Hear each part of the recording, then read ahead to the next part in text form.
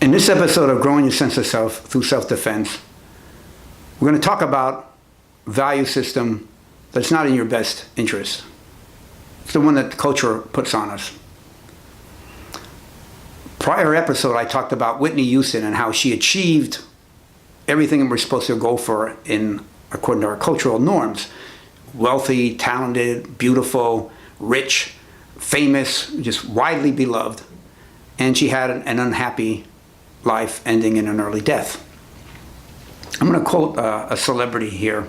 I mean, maybe you know who this is, but I think the saddest people always try their hardest to make people happy because they know what it's like to feel absolutely worthless, and they don't want anyone else to feel like that.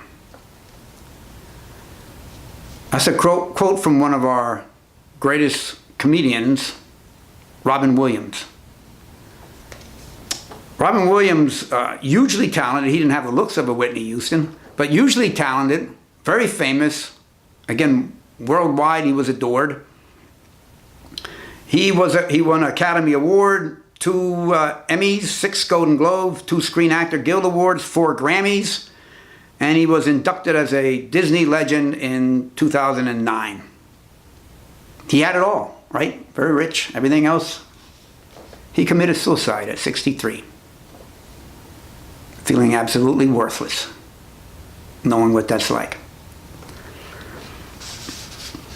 This goes like it did for Whitney Houston, although we don't have a lot of details of her early life. Just I mentioned about her brothers and her dad in her later life, suggestive of what was her early life like. People don't write those kinds of things, even if they knew them. They don't share that. That's really what exposes where the core of where we formed our sense of self. There's a little bit we have about Robin Williams' early life, not his infancy, but he was bullied badly during childhood because he was a little bit on the chubby side. He spent a lot of his time alone because his parents were both successful in their fields as an executive, as and model.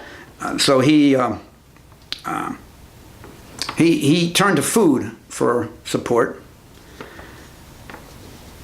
And then he found that humor would be a way he could be accepted by others, be less bullied. You don't want to pick on a class clown, right? That guy's too funny to beat up. So that was why he turned to humor and why it became so important for him, committed his life to it, became so successful at it. He was strongly motivated at an early age. It was a way to protect himself from others, and he needed that protection because he lacked the strong sense of self within. He lacked the notion of Superman within. As he grew older, he cheated on his first wife with a cocktail waitress who sued him for infecting her with herpes. He next married the nanny of his young son. She was already pregnant with his baby at the time when they married. He was married a third time a few years before his death. He was addicted to cocaine and alcohol for decades. He was best buds with John Belushi. John Belushi died of a drug overdose. Robin Williams used to speak of his inner demons. And if you look at his comedic style, it's this sort of madcap, never slow down, just hyper comedy style. Never be serious. I mean, that's a way of showing you're avoiding what's within, right? You just keep going. You're on stage. You couldn't do a normal interview with the guy without him running off and being a comedian. He wouldn't sit and be profound in his words. He used to like to use dialects and voices. That was a big part of his shtick. And it was to pretend to be somebody else is part of that. So here's a guy, second guy. We saw it in Whitney Houston. We're seeing it in Robin Williams.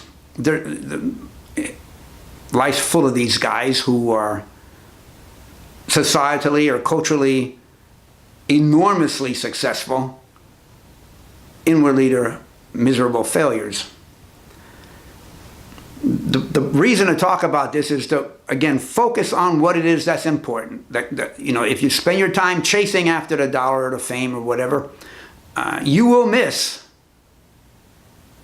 what the core is, for bringing happiness with the relationship you have with yourself and the relationship you have with others. The effort needs to be spent on growing the sense of self. It's an effort that's always to be there. Just like trying to always remain healthy or healthier, this sense of being healthier is more fundamental than any. If not through this program, find another path. But continue the journey. Kamsahamnida. Toodles.